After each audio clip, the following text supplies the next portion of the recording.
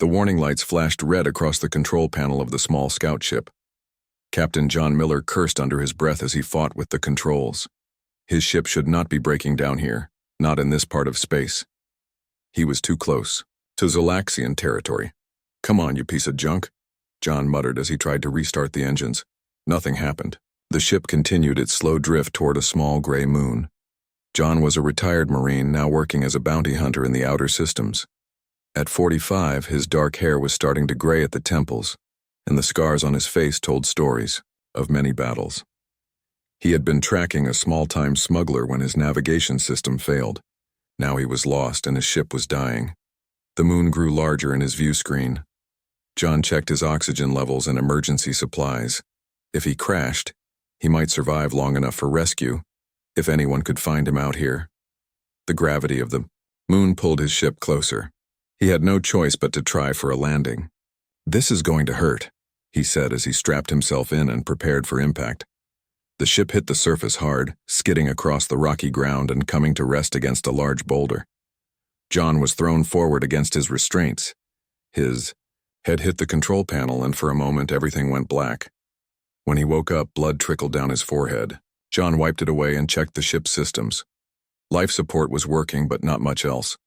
The engines were dead. Communications were down. He was stranded. John gathered his emergency pack, his laser pistol, and a portable oxygen unit. The moon's atmosphere was thin but breathable in a pinch.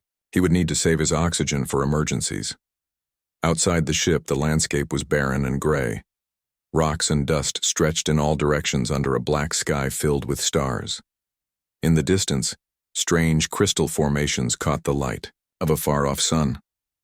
"Great place for a vacation," John said to himself as he began to walk. He needed to find high ground to survey the area. After an hour of difficult hiking, John reached the top of a ridge. He looked through his binoculars at the valley below and froze. What he saw made no sense. There, nestled among the rocks, was a building. Not just any building, but a sleek, modern structure with the unmistakable architecture of the Zalaxians. "What the hell?" John whispered. The Zalaxians were the most feared species in this part of the galaxy. Tall, with scaled skin and 4 arms, they were natural warriors. Their empire had been expanding for centuries, crushing all resistance. Earth and its colonies had managed to avoid direct conflict so far, but tensions were high. John adjusted his binoculars. Around the building, he could see guards patrolling. There weren't many, just 5 or 6. For a Zalaxian outpost, that was unusually light security. As John watched, a larger shuttle landed near the building. The door of the building opened and a group of Zalaxians emerged. John's heart nearly stopped when he saw the figure in the center. Even from this distance, the elaborate armor and distinctive head crest were unmistakable. It was Emperor Vex Thul himself, the ruler of the Zalaxian Empire. John had seen images of him in military briefings years ago. "Impossible," John breathed. Emperor Vex Thul was responsible for countless atrocities. 3 human outposts had been destroyed on his orders, including the mining colony on Titan IX, where John's sister Lisa had worked. Over 2,000 people had died when the Zalaxians attacked without warning. Lisa had only managed to send one final message before the colony went dark. John still had nightmares about her face in that hologram, terrified as she warned about the approaching Zalaxian fleet. He had been on the other side of the galaxy, helpless to save her. And now the being responsible for her death was walking less than a mile away with only a handful of guards. John's hand tightened on his pistol. The United Defense Coalition had put a massive bounty on Vex Thul years ago, but no one had ever gotten close enough to claim it. The Emperor was always surrounded by his elite guard on his capital ships. Why is he here? John wondered. This moon was nothing special, just a barren rock. Unless...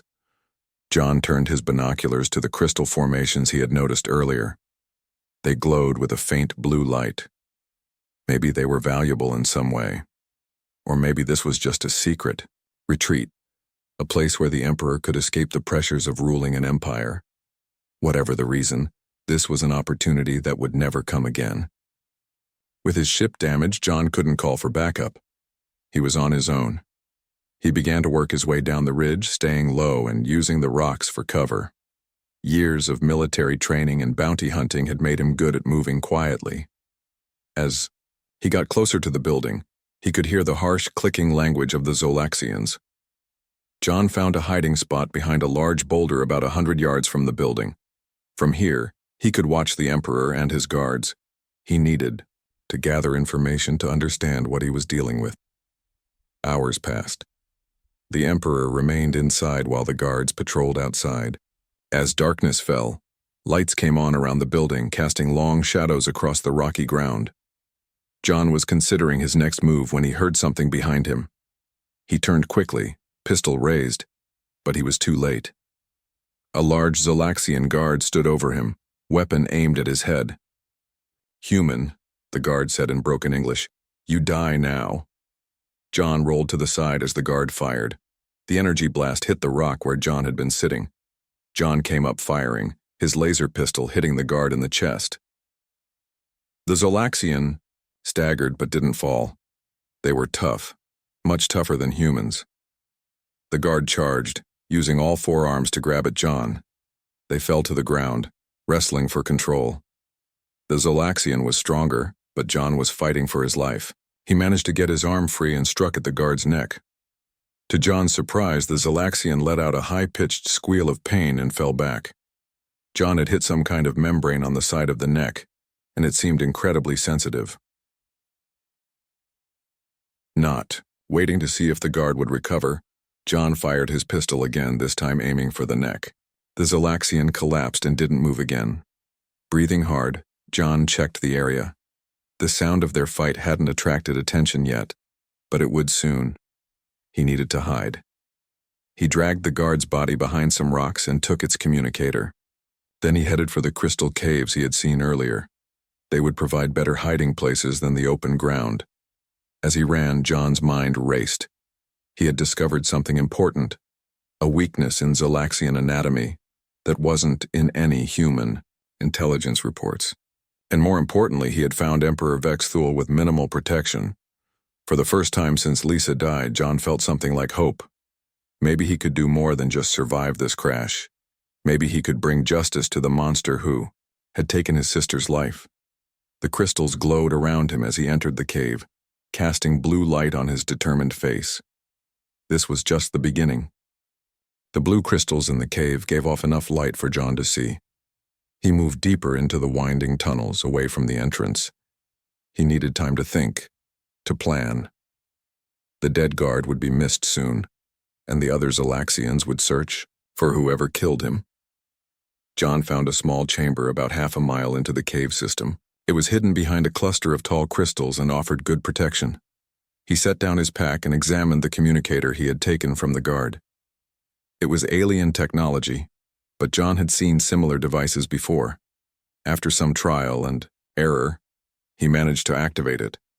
The harsh clicking sounds of Zolaxian speech filled the chamber. John couldn't understand the language, but he could tell from the tone that they were alarmed. They had found the body. John checked his ship's portable repair unit. The diagnostic showed that his ship needed at least 3 days for minimum repairs to be flight-worthy again. The communication system would take even longer to fix. He was stuck here, on this moon, with the most dangerous alien in the galaxy. He took out a small food ration and ate slowly, considering his options. The Emperor was responsible for the deaths of thousands of humans, including his sister Lisa. The United Defense Coalition had a massive bounty on Vex Thul, dead or alive, but preferably alive to stand trial for war crimes. John thought about trying to capture the Emperor. It seemed impossible. Even with the element of surprise, how could one human take a Zolaxian Emperor prisoner and transport him off-world? And, if John killed him instead, the Zolaxian Empire would surely retaliate against human worlds in rage. He listened to the communicator again. This time he caught something he understood, a few words in English. The Zolaxians were discussing the Emperor's departure, scheduled for tomorrow. John's window of opportunity was closing fast. He closed his eyes and saw Lisa's face in his mind. Her final message had been cut short when the Zalaxian ships opened fire on the mining colony. "They're here, John. The Zalaxians. There are so many ships. We don't stand a chance. I just wanted to say..." The message had ended there. John never knew what her final words would have been. "I'll make it right, Lisa," he whispered to the empty cave. But how? John dozed off eventually, exhausted from the crash and the fight. He woke suddenly when he heard a noise nearby. Someone was in the cave with him. He drew his pistol and pressed himself against the wall hidden behind the crystals. A slender figure moved into the chamber, smaller than the guard he had fought earlier. Another Zalaxian. But this one moved, differently. "I know you are here, human," a voice said in perfect English. "I mean you no harm." John stayed hidden, pistol ready. "I saw what you did to the guard. You discovered our weakness." "Impressive. Most species never learn that about us," the voice continued. Slowly, John peered around the crystal. The Zalaxian was female, shorter than the males, with a more delicate head crest. She wore simple clothing rather than armor and carried no visible weapons. "Who are you?" John asked, not lowering his pistol. "My name is Krital. I serve in the Emperor's household." "You're a long way from home." Krital nodded. "As are you. Your ship crashed. I saw it from a distance." "Why are you here? Did they send you to find me?" "No, they do not know I have left. I came on my own." John stepped fully into view but kept his pistol aimed at her. "Why?" "Because you present an opportunity. One that many of my people have waited generations for." John frowned. "What are you talking about?" "Not all Zalaxians support Emperor Vexus Thule. Many of us suffer under his rule. He is a tyrant to his own people, not just to other species. You're part of a resistance?" Krital touched a small pendant around her neck. "We are called the Sundered Scale. We work in secret to oppose the Emperor's cruelty. But we are few and his power is great." John still didn't lower his weapon. This could be a trap, a way to lure him out. "I have information that could help." "You," Krital said. "The Emperor leaves tomorrow. Tonight will be your only chance." "Chance for what?" "To challenge him." John laughed bitterly. "Challenge him? One human against the Zalaxian Emperor? That's suicide." Krital stepped closer. "There is something you do not know about our laws. Something that could change everything." She took out a small device from her pocket. It projected a hologram of ancient Zalaxian text. "This is the law of succession, written 10,000 years ago when our empire began. It states that any being who kills a Zalaxian ruler in single combat and presents evidence to the High Council can demand a formal review of succession." John stared at the hologram. "What does that mean exactly?" "It means that if you kill the Emperor following the proper ritual challenge and if you bring proof of your victory to our council, they must hear your case. They must consider whether the Emperor's chosen successor should take the throne or whether a new line should begin." "That's convenient," John said skeptically. "It is ancient law, rarely invoked. The last time was 3 centuries ago, but it remains valid. Emperor Vex Thule knows this law well. It is how his own ancestor took power." John finally lowered his pistol. "Why are you telling me this? Why would you help me kill your emperor?" Krital's 4 hands clenched into fists. "Because Vexus Thule has brought shame to our people. He has turned us from warriors with honor into mere butchers. He has enslaved 23 species and completely destroyed 7 others. The attack on your sister's colony was not an isolated incident." John's eyes widened. "How do you know about my sister?" "I have access to the Emperor's private records. I know who you are, Captain John Miller. Your name is on a list of family members of those killed in the Titan IX attack. The Emperor keeps such lists to identify potential threats. So I'm already on his radar." "Yes, and now fate has brought you here, at this moment. It cannot be coincidence." John paced the small chamber, thinking, even if I wanted to try this challenge, how would I get close to him? How would I even survive long enough to reach the council with proof? Krital reached into her robe and pulled out a small card. "This is my access key. It will get you into the Emperor's private quarters. As for reaching the council, She hesitated. I will help you escape in the Emperor's personal shuttle. Why would you risk your life like this? Because I have lost family too. My brood sister was executed for questioning the Emperor's orders. During the cleansing of the Melosian homeworld, I have nothing left to lose. John sat down on a rock, the weight of the decision heavy on his shoulders. If he did nothing, he would try to repair his ship, maybe escape this moon alive if he was lucky. The Emperor would continue his reign of terror, but if he tried this insane plan, he would likely die. And if by some miracle he succeeded, he would be hunted by every loyal Zalaxian in the galaxy. Yet there was Lisa to think about, and the thousands of others who had died, and the countless more who would die if nothing changed. If I do this, John said slowly, I need to know exactly how this challenge works. Every detail. I can't afford any mistakes. Kretal's face showed something like relief. I will teach you the ritual words, the proper stance, and she pulled a small vial from her pocket. This will help you against his cybernetic enhancements. What's that?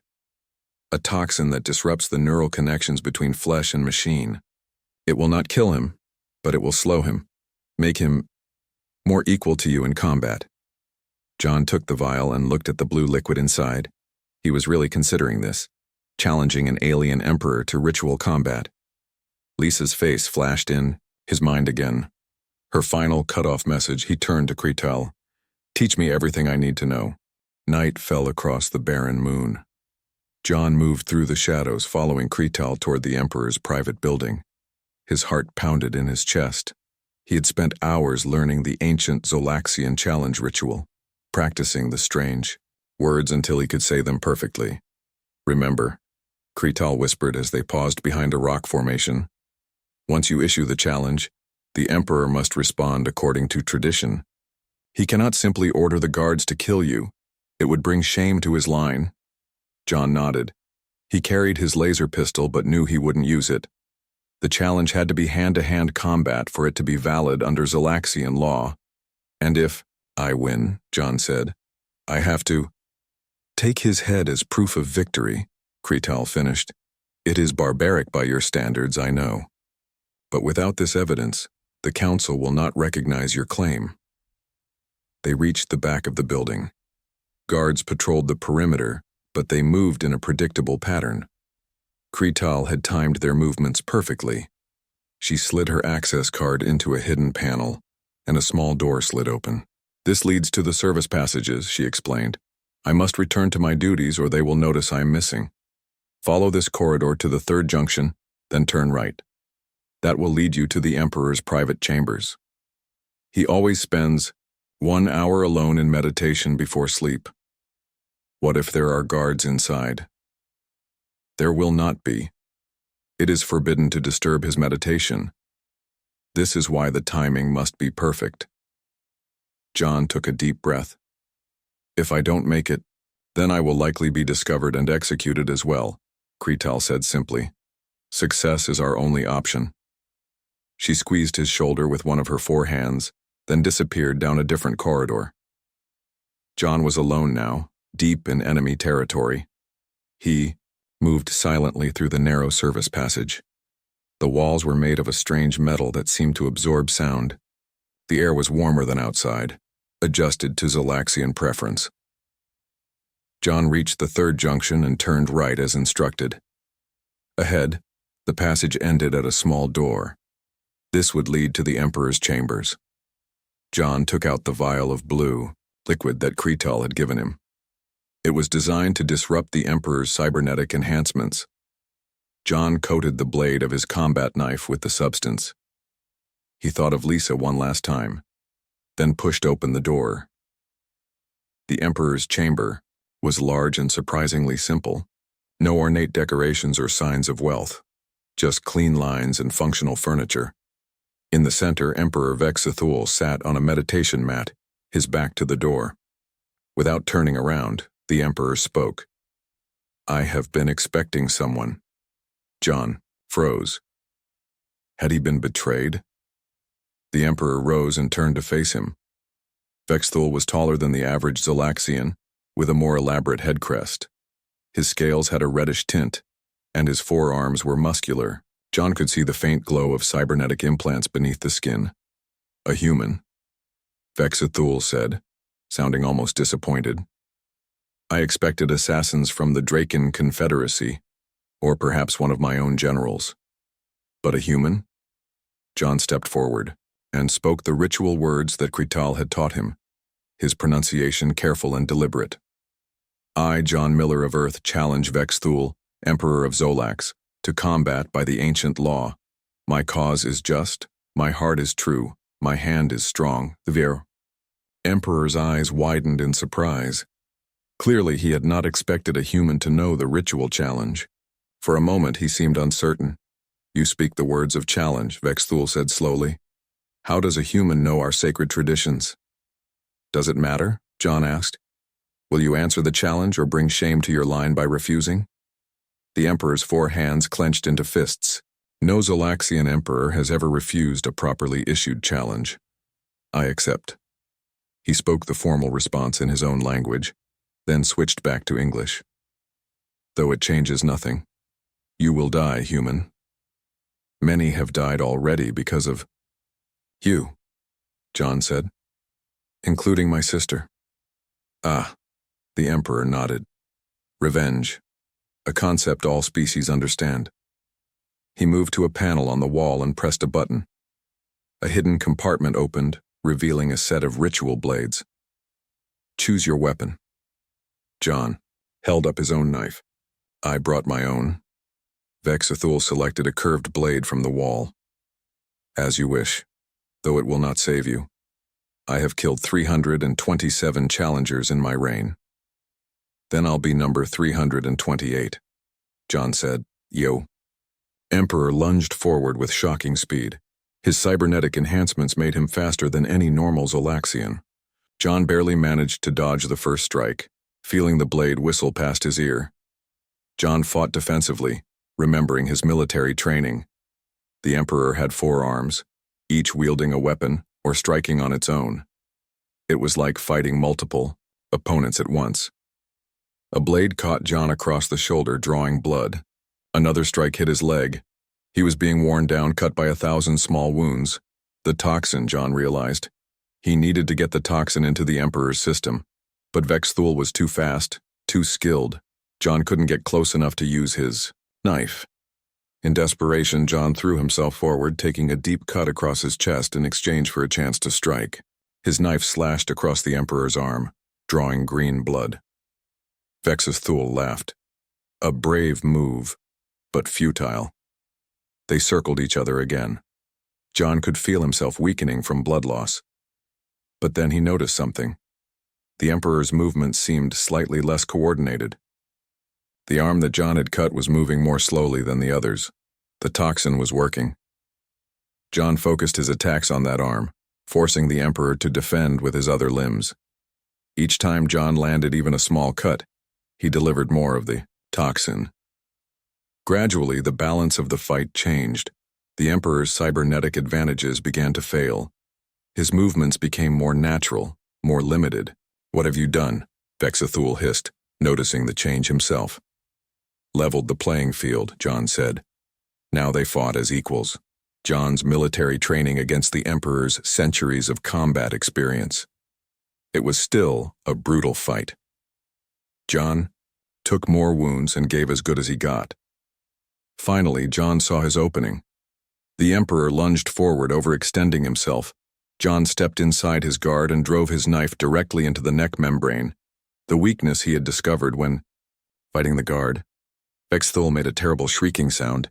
His forearms flailed wildly, knocking John across the room, but the damage was done. Green blood poured from the wound.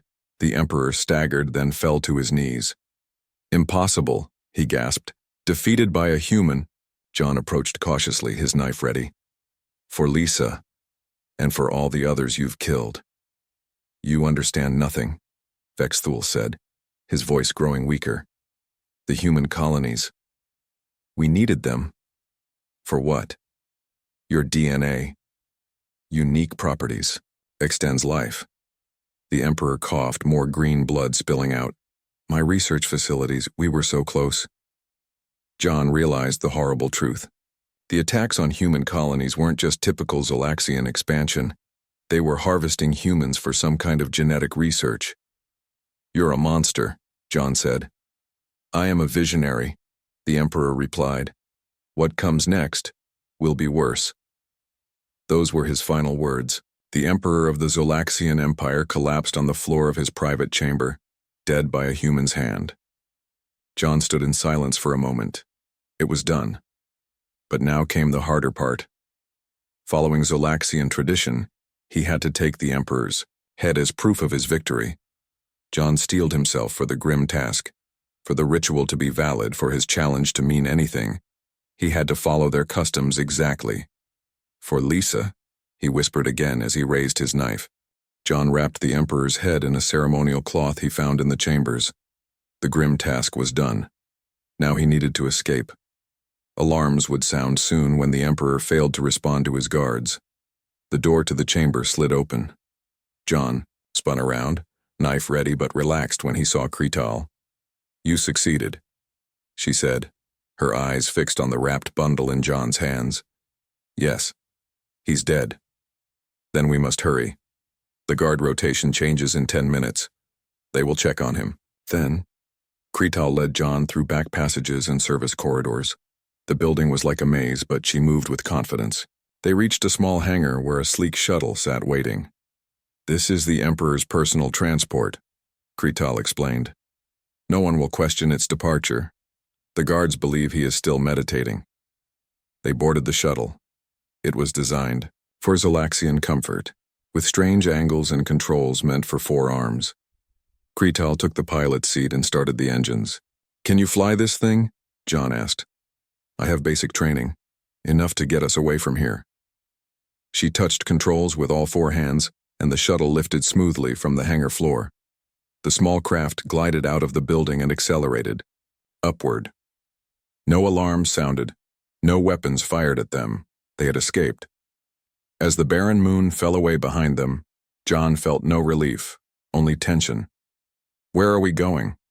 Where is this council located? The High Council convenes on Nexus Station, the central hub of the galactic community.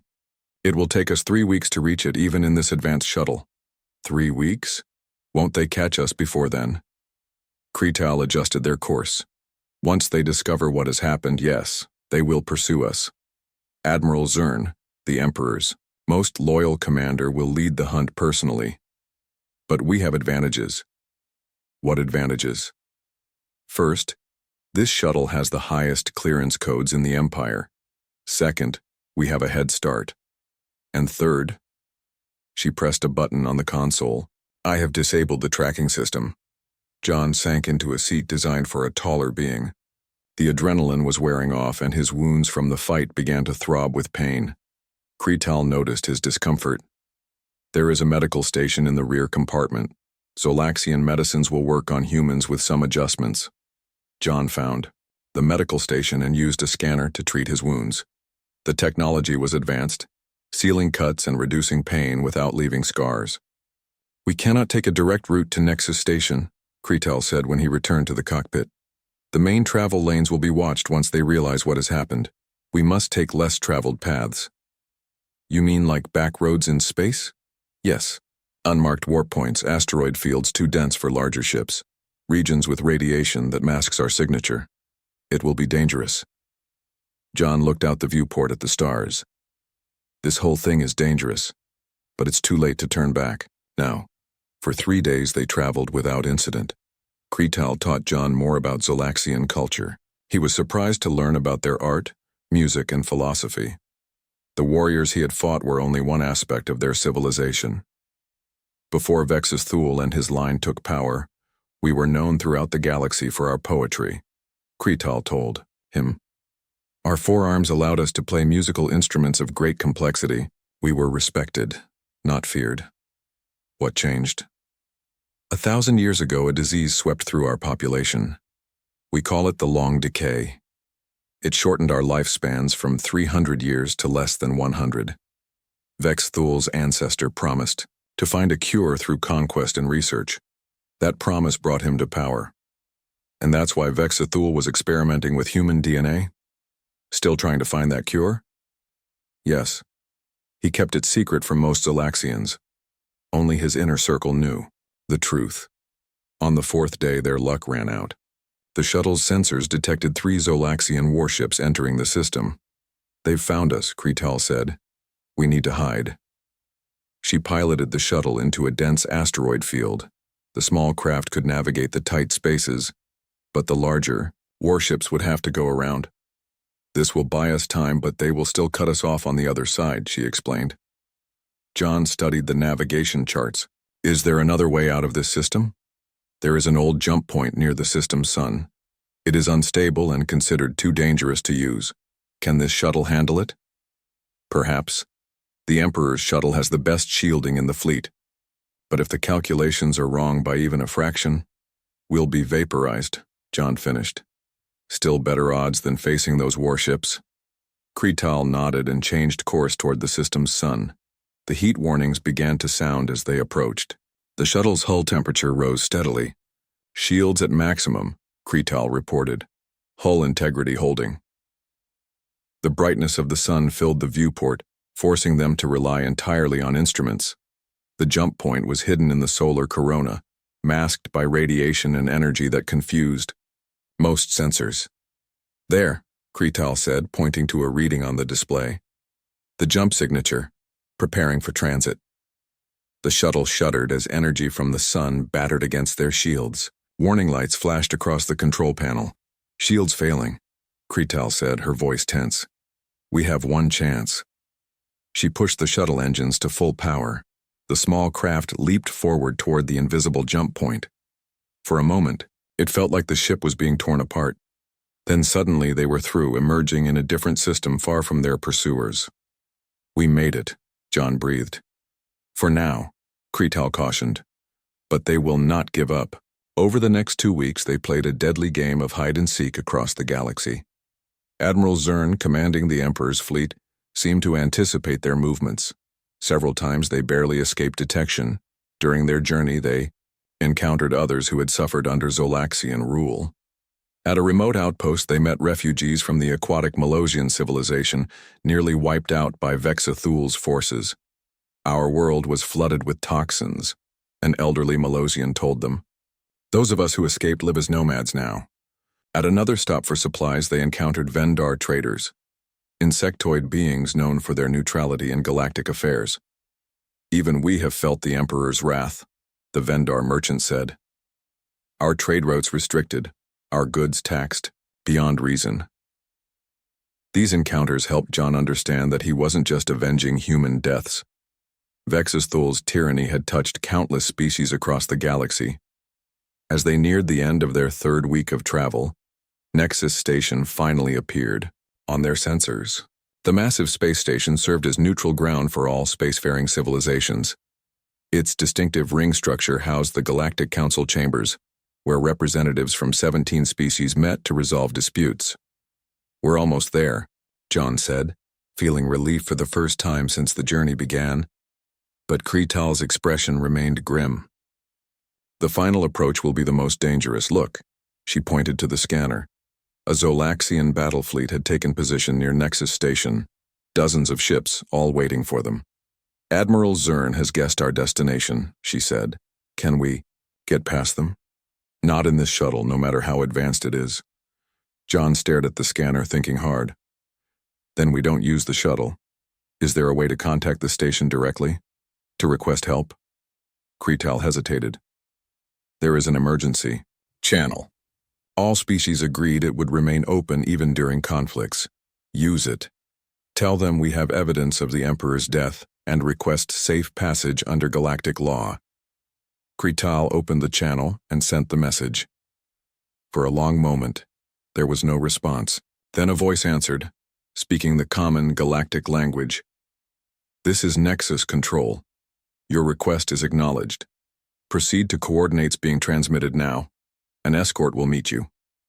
As they changed course toward the new coordinates, 5 small ships detached from Nexus Station and moved to intercept them. "Council peacekeepers," Kretal explained. They enforce neutrality in council space. The peacekeepers formed a protective ring around their shuttle. Ahead, the Zolaxian fleet began to move. Will they attack? John asked. Even Admiral Zern would not dare fire on council peacekeepers. It would unite the entire galaxy against the Empire. Under the protection of the peacekeepers, they approached Nexus Station. The massive docking bay doors opened to receive them. They had made it. The first step of their journey was complete. But as John gathered the grim package containing the Emperor's head, he knew that the hardest part was still to come. Now they had to convince the Galactic Council that his actions were justified. What happens now? He asked Kretal as the shuttle settled onto the docking pad. Now, she said, we face the space court. John and Kretal were immediately taken into custody when they stepped off the shuttle, not as prisoners but as persons of extreme interest, according to the peacekeeper captain. The wrapped bundle containing the Emperor's head was placed in a secure container. John watched carefully as it was sealed with multiple locks. That is my evidence, he told the captain. I need it for the trial. It will be kept safe, the captain assured him. No one will touch it until the council convenes. They were led to separate quarters. John's room was comfortable but clearly designed to prevent escape. The door locked from the outside, and there were no windows. A medical team examined John's wounds and provided proper treatment. His injuries from the fight with the Emperor had mostly healed thanks to the shuttle's medical station, but he was exhausted from weeks of constant tension. John slept for nearly 10 hours. When he woke, a new set of clothes waited for him, simple, but formal attire suitable for a council appearance. A peacekeeper escort arrived to take him to a briefing room. There he found Kretal speaking with a tall, elegant human woman. Captain Miller, the woman said, extending her hand. I'm Katie Powell, human ambassador to the Galactic Council. I'm here to assist you. John shook her hand. I didn't know Earth had an ambassador here. We've had representation for nearly 15 years, though our influence is limited compared to older species. Ambassador Powell gestured for him to sit. You've created quite a situation, Captain. Is that good or bad? Unprecedented would be the better term. No human has ever invoked ancient Zolaxian law before. The Council is scrambling to understand the implications. What happens now? John asked. The Council has called an emergency session of the Space Court. All 17 member species will be represented. The trial begins in 2 hours. Trial? Am I being charged with something? Ambassador Powell smiled thinly. Everyone is being careful with terminology. Officially, this is a succession hearing under Zolaxian law. But yes, in many ways you will be on trial. The Admiral's fleet is still outside, Kretal said. They demand John be turned over to Zolaxian justice. The Council has refused, citing the ancient laws that John invoked, Powell explained. But the situation is tense. Admiral Zern has threatened war if the Council recognizes your claim. 2 hours later, John stood before the space court. The chamber was enormous, with 17 raised platforms arranged in a semicircle. On each platform sat the representatives of a different spacefaring civilization. John recognized a few species from his military briefings. The insectoid Vendar, the crystalline Solari, the massive, slow-moving Krell, and of course the Zolaxians, represented by a group of nobles who glared at John with undisguised hatred. At the center of the semicircle stood a simple platform where John now waited. The evidence container with the Emperor's head sat on a pedestal beside him. The chief arbiter, a member of the ancient Tholian species, called the court to order. His voice was translated through devices that allowed everyone to hear in their native language. We convene this emergency session to address an unprecedented situation. A human, Captain John Miller, has invoked the Zolaxian right of challenge. He claims to have killed Emperor Vexithul in ritual combat, and now presents evidence of his victory. From the Zolaxian platform, a heavily decorated military officer stepped forward. Admiral Zern was even larger than the average Zolaxian, with cybernetic enhancements visible on all 4 arms. This is an outrage, Zern shouted. The human is an assassin, nothing more. He murdered our emperor during a time of meditation. There was no challenge. no ritual. He is a coward who struck from the shadows. John stood his ground. I issued the formal challenge according to your ancient laws. The Emperor accepted. We fought, and I won. Impossible, Zern scoffed. No human could defeat our Emperor in combat. Yet, here I stand, John replied. And there sits the evidence. He pointed to the sealed container. The chief arbiter raised a hand for silence. The evidence will be examined according to protocol. A team of neutral examiners approached the container. They broke the seals and carefully unwrapped the Emperor's head. Murmurs spread through the chamber as the examiners confirmed its authenticity. The genetic signature matches Emperor Vex Thul, the lead examiner announced. And the wound pattern is consistent with ritual combat. This proves nothing, Zern insisted. The human could have killed him by surprise, then made the wounds appear ritualistic. Kretal stepped forward from where she had been waiting. I have evidence that may settle this matter. The arbiter nodded permission. Kretal activated a small device she carried. A holographic recording appeared above the court floor. It showed the Emperor's chambers, John issuing the challenge in perfect Zalaxian ritual language, the Emperor accepting. Their combat, brutal but fair. The killing blow. The chamber fell silent as the recording ended. Where did you get this? Zurn demanded, his voice shaking with rage. The Emperor recorded all activities in his chambers, Kretal explained. For his own security, I accessed the system before we fled. The council members conferred among themselves.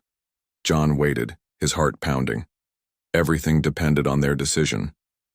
Finally, the chief arbiter spoke. The evidence is clear. Captain John Miller issued a legitimate challenge under ancient Zolaxian law. The Emperor accepted. The combat was fair. The succession rights have been properly invoked. Zurn stepped forward again.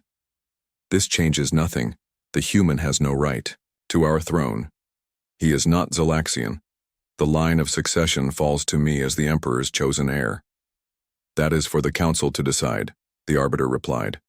The law states that when the right of challenge is invoked, the succession becomes subject to review. For 3 days the council deliberated. John remained in his quarters waiting. Kretal visited when she could, bringing updates. Many on the council were already concerned about Vexistul's expansion, she told him. Your challenge has given them an opportunity to reshape our empire. On the 4th day, John was summoned back to the court. All 17 council representatives were present. The chamber was packed with observers from dozens of species. The chief arbiter rose to deliver the verdict. After careful consideration, of all evidence and arguments, the council has reached a decision. The room fell silent. We recognize Captain John Miller's successful challenge under Zolaxian law. His actions, while violent, were legally justified under both Zolaxian tradition and the Galactic Code's provisions against genocide. Admiral Zern snarled something in Zolaxian that the translators didn't convert. As to the succession, the arbiter continued, the council has determined that no single individual should assume the Emperor's position. Instead, a council of representatives from all Zolaxian territories will govern, with oversight from this body for a period of 50 years. The pronouncement caused an uproar on the Zolaxian platform. Zern shouted threats but was restrained by his own people. Some of the Zolaxian nobles nodded in apparent approval of the decision. Captain Miller, the arbiter addressed him directly, you have changed the course of galactic history. For better or worse, remains to be seen. After the session ended, Ambassador Powell approached John. You've made quite an impact, Captain. Humanity's standing in the galaxy has been forever altered. How so? John asked. Before this, most species saw us as newcomers barely worth noticing. Now we've taken down the most feared tyrant in the galaxy. They won't underestimate humans again. John thought about Lisa and the thousands of others who had died at Vex Thul's orders. I just wanted justice. You got something larger, Powell said. You got a chance for peace. As John prepared to return to Earth on a human transport, Kretal came to say goodbye. My people have asked me to serve as the first Zolaxian ambassador to Earth, she told him. It seems fitting that we who began as enemies should build a new future together. John looked out at the stars from the observation deck. The galaxy seemed different now, full of both danger and possibility. I never planned for any of this, he said. I was just trying to survive a crash landing. Sometimes the greatest changes begin with the smallest accidents, Kretal replied. Your sister would be proud. John nodded, thinking of Lisa's face. Her final message cut short. He hoped that somehow, somewhere, she knew that her death had not been in vain. It had led to justice, not just for humans, but for countless species across the stars. As the transport pulled away from Nexus Station, John watched the magnificent structure grow smaller. He had arrived as a fugitive, carrying the severed head of an alien emperor. He was leaving as something else entirely. Not quite a hero, not quite a diplomat, but a human who had changed the galaxy forever. The stars streaked past as the ship entered warp. John Miller closed his eyes and finally found peace.